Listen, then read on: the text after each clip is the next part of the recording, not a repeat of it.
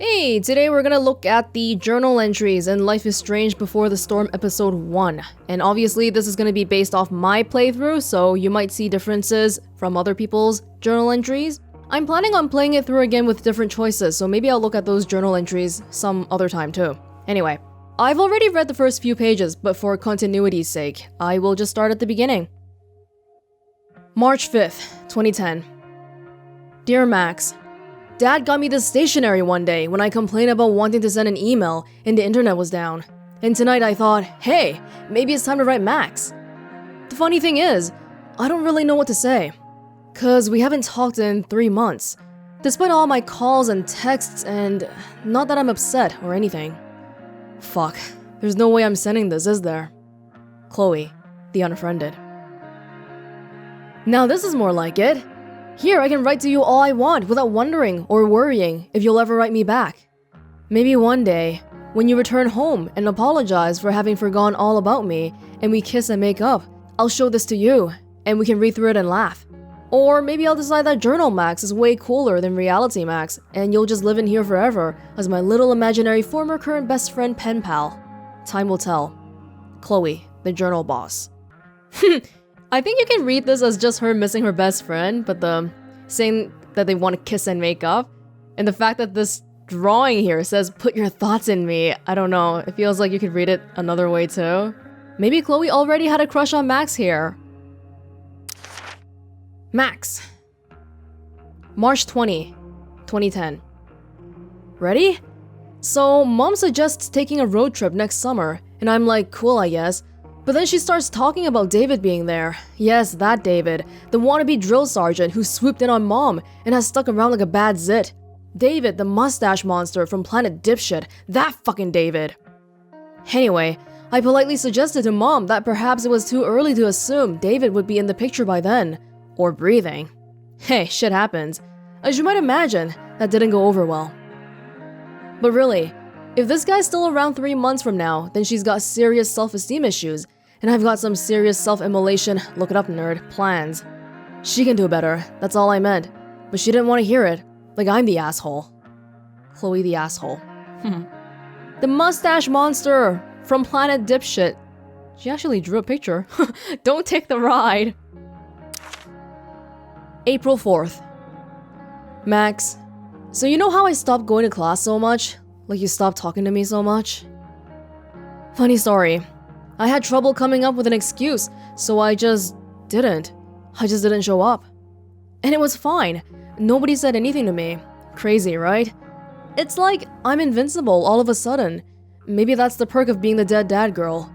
No one knows what to do with me, so they're actually relieved when I stay home. Wish I figured this out sooner. Think of all the wasted school time. P.S. Pris from Blade Runner popped into my head last time I rubbed one. I mean, at first I was thinking about Deckard and that smolder of his, but then Pris just totally stole the show. Probably nothing there. Think I just want her bangs. Chloe the Electric Sheep. May 7th, the day the game started. Max the loser. Yeah, that's right, I called you a loser. Wanna know why? Because you weren't at Firewalk last night. Even Frank was there, he's my dealer. Or Mom, if you're reading this, he's my dealer, and you shouldn't be reading this. It was maybe the greatest night of my life. I hiked to this old mill using the train tracks, then verbally abused this dumb bouncer until he let me inside. Firewalk was the shit. Who knew ragers like that went down in little old Arcadia Bay? Fuck Seattle. Plus, I almost got my ass kicked. No big deal, but there were these 2 asshole skeevy guys whose manhood I wrecked. Oh yeah, and I got rescued by the most popular girl at school. How was your night, loser? Firewalk plus Chloe is better than Max. Same day. Oh, well, because the game took over the course of like a day, so it's all gonna be the same day. Max, you know how things with Mom seemed like they couldn't get any worse? The sad truth is, I suddenly have to choose between being nice or being honest with her, because I can't be both. Yes, this is the type of wording that I would have liked to see in the decisions, because in that ending choices thing, they said being mean or being nice. That's not the right wording. It's between being nice or honest. But how can I be honest with her about Mustache without her lashing out at me for it? And why am I the only one concerned about this hostile takeover of our house? Today it's a toolbox and pot roast. Tomorrow it's... I should stop there, for sanity's sake. Decision between Honestyville and Niceberg. And yeah, I know Mom is stressed about money issues, but that still doesn't justify her horrible taste in men. Also, Mom knows I've been skipping, which sucks, but in a way makes me feel better about it. Does that make me a bad person? That I don't feel bad about fucking off, just relieved that I don't have to waste energy and lie about it anymore? As a second thought, don't answer that. Chloe, the no good, very bad person. If Chloe does feel bad about being like this, I think she is a good girl at heart, but circumstances put her into a really tough situation here. Max. So the mustache drove me to school today. Yup, that's what my life's become. Even worse, he thought the ride was a tell me how things are gonna be from now on opportunity. You'd be proud of me. I kept my mouth shut like a good little girl, or a good little serial killer. There's more than one way to skin a David. Had a dream about Dad again, the one where I was there when it happened. It seems to get harder and harder after each of these to remember what's real and what's not. All I can remember after I wake up is how much I miss him. I hope that never goes away. The Chloe who wasn't there, or was I? And canonically, she was not in the ride when her dad died. Interesting line here though, I hope that never goes away. Seems to kind of imply to me that maybe, I don't know, maybe feeling the pain is one way that she can feel alive too. Because right now, she doesn't care about very many things in this world. Max. Have I ever told you about Nathan Prescott, aka Spoiled Dick Baby? Anyway, I saw him get bullied by Drew, football jock and all-around sporty douchebag. It was nice to see Nathan get knocked down a peg, though the side effect is that I actually started feeling bad for the little shit. Maybe I'm getting soft in my old age? Spoke to Elliot too. He was super nice, as always. He wanted to hang out, as always. And I was non-committal, as always. Poor guy. He's super persistent. It must be hard trying to give a shit about me. Speaking of giving a shit, I actually played a game with Steph and Mikey this morning.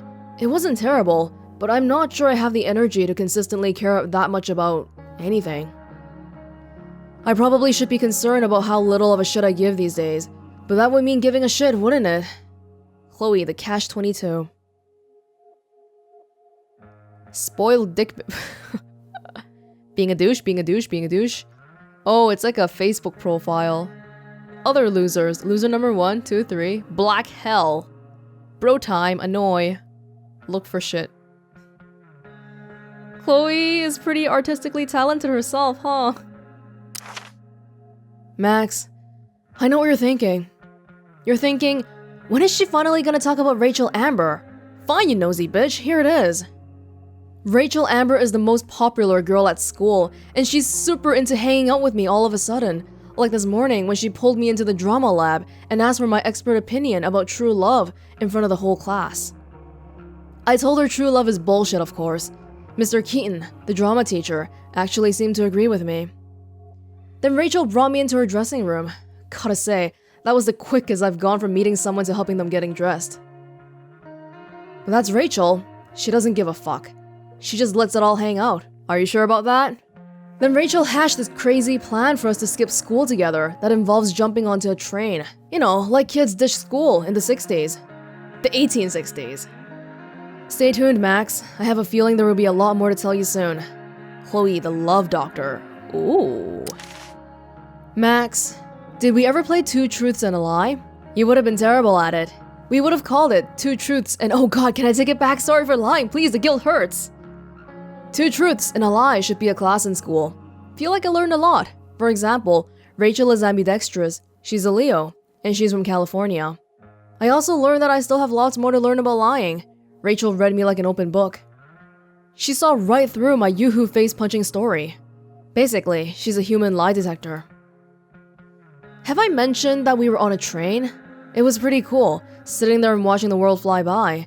Then we jumped off it and wound up in some crazy-ass park north of town. No big deal. Captain Chloe Bluebeard, Scourge of Arcadia Bay. Yeah, so this page would probably be quite different with the other choices. Max, with this Shakespeare shit going on, I thought I'd write you a sonnet. Then I realized that rhyming is hard and nothing really rhymes with Rachel. Max, I thought I'd write you a sonnet about Rachel. Which seems fitting, given that I've never actually met anyone like Rachel before. With Rachel, everything is a game of some kind. I had to use my braking and entering skills to get this new viewfinder working, just so we could spy on peeps at the park.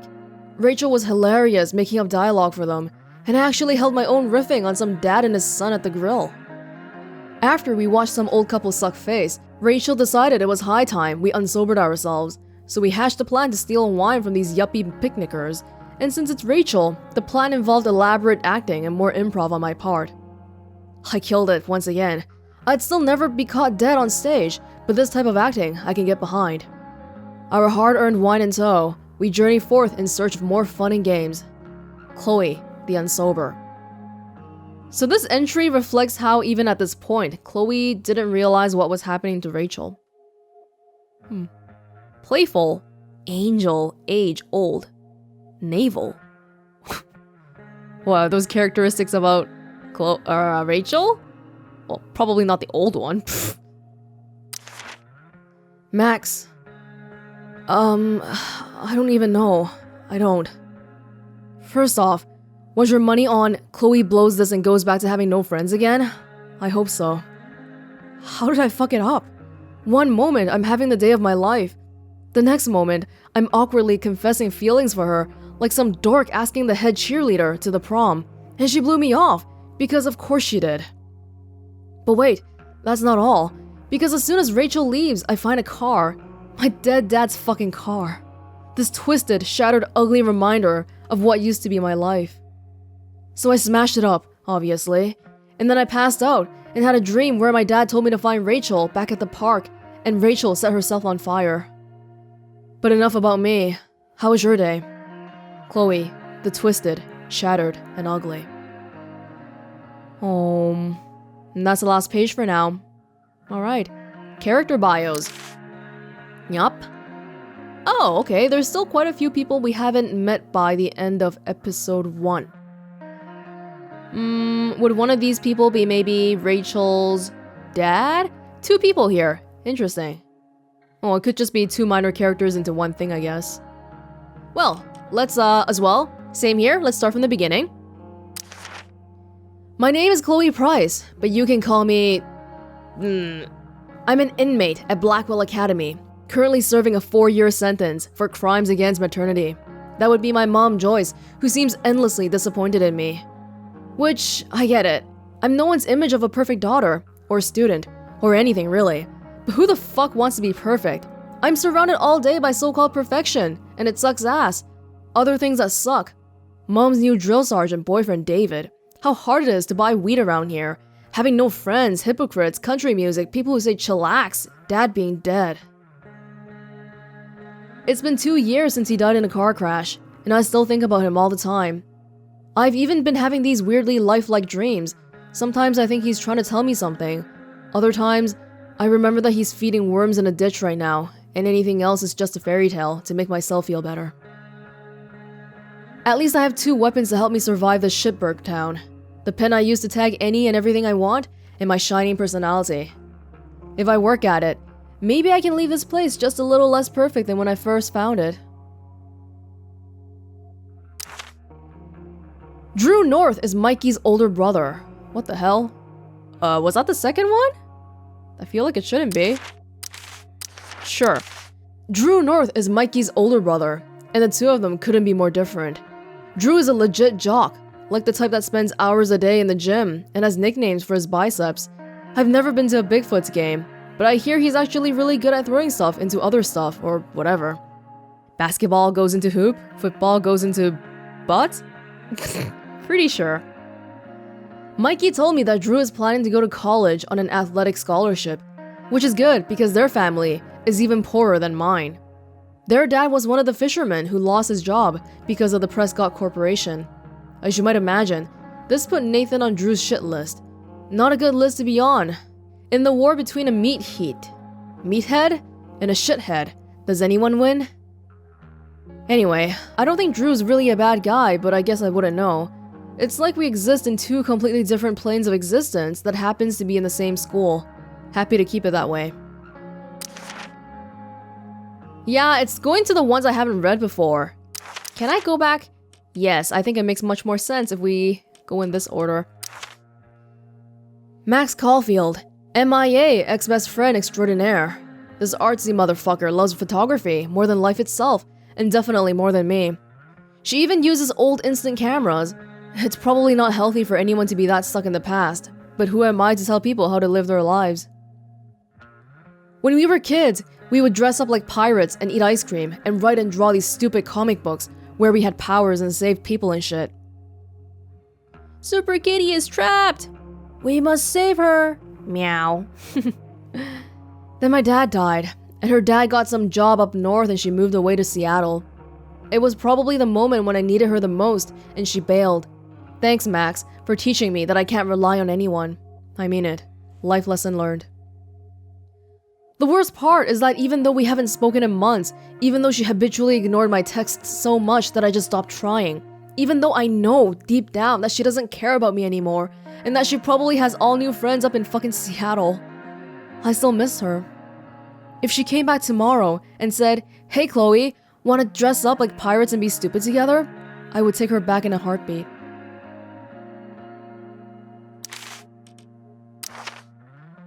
If I had a nickel bag for every jerk-off guidance counselor or therapist who tried to get me to write shit about dad over the last couple of years, I would never have to buy weed from Frank again. What's the matter? Don't you want to write to your dear old dad? I guess they think it helps me cope with my feelings or whatever. As if a few paragraphs about how great dad was could help me forget that his guts are probably still plastered to the underside of a semi-truck. And what the fuck am I supposed to write anyway? That he was a perfect dad who was always fun to be around and never angry? That he treated me like an equal? That he was constantly working to make our lives better? That he could always make me laugh even when I was being a bitch? That he sang in the shower and hated hypocrisy? And that his BBQ grill is still rusting in the backyard because the thought of either throwing it away or ever using it again are both so painful that it's easier for mom and me to just pretend neither of us notices it? If that's coping, then coping can go fuck itself. Despite my mom's best efforts, I don't actually hate her. I know shit's been rough since dad died. Money's tight. Her job as a waitress at a diner isn't exactly glamorous, and I'm clearly not all about the whole going to school thing. But why does she have to make things so much harder on the both of us? She acts like if I smoke pot, or when I skip out to go catch an awesome show, it's somehow a personal attack on her. She should be happy that I'm self-medicating and not going postal on everyone. She never used to be this way when dad was around. She could actually be cool. But lately, there's a hairy dick monster she let into the house that's fucking everything up. David Madsen, a jobless, brainless, dickless little shit with a hard-on for the military and a promise to whip me into shape. Asshole. I've tried to express these concerns to my mom. Yet every week, it seems the virus spreads to yet another corner of her life. I'm starting to worry that the David flu is the kind of disease that kills its host. Oh, it's going in a weird order. Frank? For a drug dealer, Frank Bowers is actually pretty chill. He likes to act like he's a tough guy, and I have no doubt that he's done a few messed up things over the years. But to me, he's like a scruffy old dog. The tougher he tries to come off, the cuter he seems. I've been trying to buy weed from Frank for close to a year. I almost never have enough money to pay him, and he always tells me, "It's the last fucking time, Chloe. I'm not your fucking friend." Then he always gives it to me anyway. Like I said, guy's adorable. Of course, if I ever did anything to actually get on Frank's bad side, he might not seem so cuddly anymore. I hear Frank rolls with some dudes who are into way darker shit than keeping high schoolers medicated. It's hard to imagine Frank getting mixed up with anything really bad, but I guess you never know. For now, I'll just keep hoping that Frank is even worse at remembering who owes him money than he is at being intimidating. Alright, we can go back to, we read Drew, go back to Elliot. As far as Blackwell students go, Elliot Hampton is pretty not terrible. He hangs out with some of the douchers sometimes, but I get the sense that he's mostly a lone wolf, like this chick. Similar to my class schedule, Elliot and I have history, but no chemistry or drama. We hooked up a few times shortly after Dad died, but there wasn't really much to it. I think I was just bored, or maybe a little lonely. Weird, I know. I don't always get where Elliot's coming from. He's constantly asking to do stuff with me, which is nice, but I'm not sure we have that much in common anymore. Sometimes when we talk, it seems almost like he's studying me. I can't tell if he actually wants to be friends or just get in my pants. Guess I should be flattered either way, but I'm also not sure how much I care. Sorry, Elliot. My impressions of Elliot so far are pretty positive. He seems like a fine guy. I think he's supposed to be this game's Warren. Well, we'll have to see where that goes. It's going in a strange order. Mike and Steph. Has kissed girls. Has not kissed. Ever. Mikey's shirt. Cool story, bro. That's why he has not kissed ever. I can never decide if Steph's the coolest or nerdiest person in all of Blackwell. Maybe both? She's definitely queen of the indoor kids with all their weird role-playing games and sci-fi shit. I guess her dad is a video editor.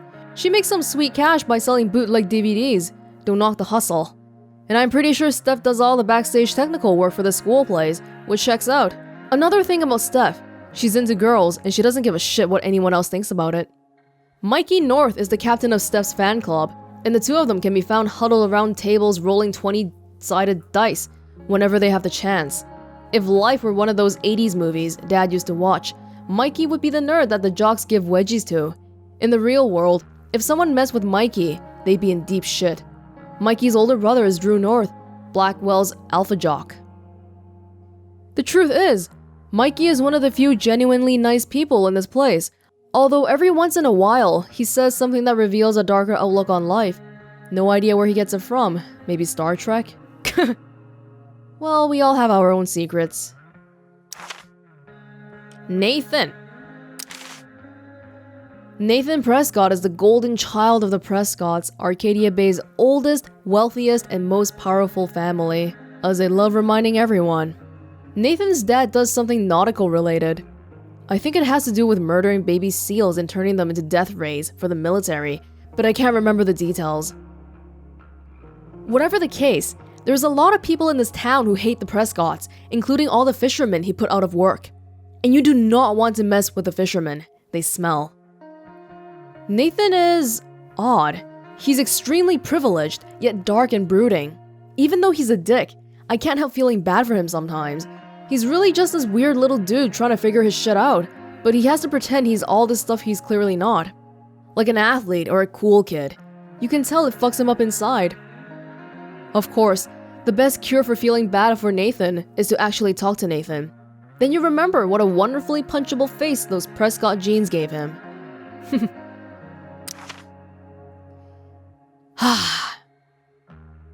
How do you describe Rachel Amber? I've been trying to find the right words ever since we met. The crazy thing about Rachel is that I really should hate her guts. I mean, she's a straight A student, beloved by everyone at school, including students and teachers. She's super into acting, and I hear she even does modeling on the side, which I imagine her district attorney dad and Stefford housewife mom support her in. It all sounds like a recipe for awfulness. And yet, Rachel somehow is nothing like the privileged golden child type you'd expect. She's not like any type actually. She probably is the most surprising person I've ever met. And that's not just because when we met, she was helping me take down some skeevy assholes at a rock show. But it's just this feeling she gives off. Like when you're with her, anything is possible. Fuck. It really sounds like I have a crush on her, doesn't it? Here's hoping she reveals something really horrible about herself soon, like a stamp collection, or a love for cat memes. Something to make her a little less indescribably awesome. Hey, the bios don't change, right? Chloe having a crush on Rachel, that's pretty canon. Well, I guess that's pretty canon from the first game already. And I think that's it for now then. Yeah, we will see these fill out in the coming episodes, hopefully. Okay, so I believe there's still some dream sequences with additional journal entries, so we will be going over there right now. This is the first dream, when we were being driven by David to go to school. Oh. Dear Chloe, I have the best news. I'm coming back to Arcadia Bay. My dad got a job at the Beacon, and we're moving back in like a day. How crazy is that? I've missed you so much, Chloe. I found out the other day that all the letters I've been sending you have been lost in the mail. That's just so shitty. I'd never not write you. I'd never forget you. You're my best friend, and I've missed you so much. Promise me, the first thing we do when I get back is hit up the 2 whales for some of your mom's waffles. Then we're gonna binge watch TV in bed and draw new comics about superhero, alter egos of ourselves. Then I'm gonna take glamour shots of your beautiful face, and all the world can know how incredible you really are. Can't wait. Max. Oh, and this is something that Chloe wants to happen. Desperately. Again, curious last line here. Your beautiful face. Does she want Max to think she's beautiful because she has a crush on her? Not sure what Max's shirt is. Some type of anagram? Huh. It looks like maybe there's some texts here too. Huh. Chloe, 2008. Chloe, can you tell your father I need him to pick me up? It's important, Chloe. I'm at the grocery store. I'm gonna make pot roast later. And we already know that she wouldn't want to make that because she doesn't like it. And this was all sent in the same minute too. Chloe? Has he left yet? Right, so the way that William got into an accident is because he was going to the grocery store to pick up Joyce. And then it happened on the way there.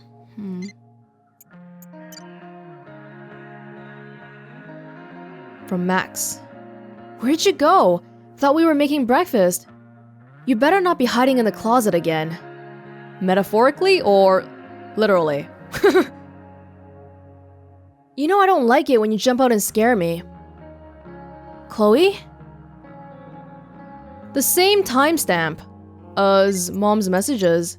What date is that? June 21st? Maybe that's the time when she received news that William was in the accident. That's that. This is the second dream sequence. Oh my god. Holy shit. What does that say? Max Caulfield. And then the date? 2009. January 2009? Is that when Max left? William died in 2008. And then Max left in 2009, January. Ooh. No, that's just...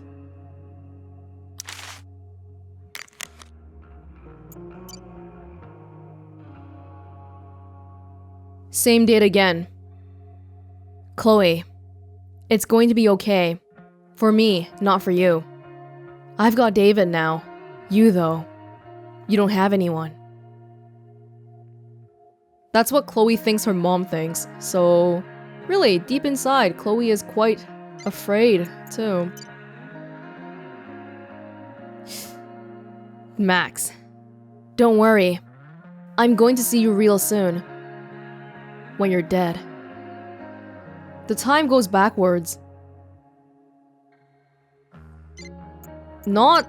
What the heck is... Oh my god, what the hell is happening in Chloe's dreams?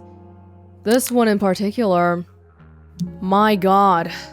The same oak tree that was in the park. The death of Max's relationship with Chloe. And then comes along Rachel Amber. I wonder what Rachel Amber being on fire in that scene meant though. Well, that is it for the character bios and the journal entries for my playthrough of episode 1 then. Hopefully next time it'll be less brutal. See you next time.